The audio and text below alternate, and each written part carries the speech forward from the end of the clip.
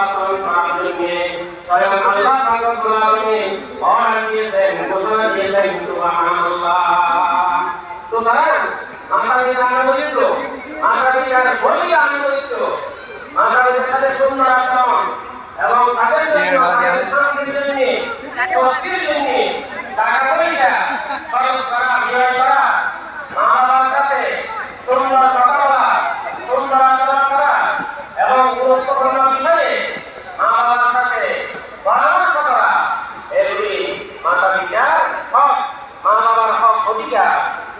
যদি কোনো সন্তান মা বাবাকে মালাউনুন মান সাব্বা মালাউনুন মান সাব্বা, সেই সন্তান মা বাবাকে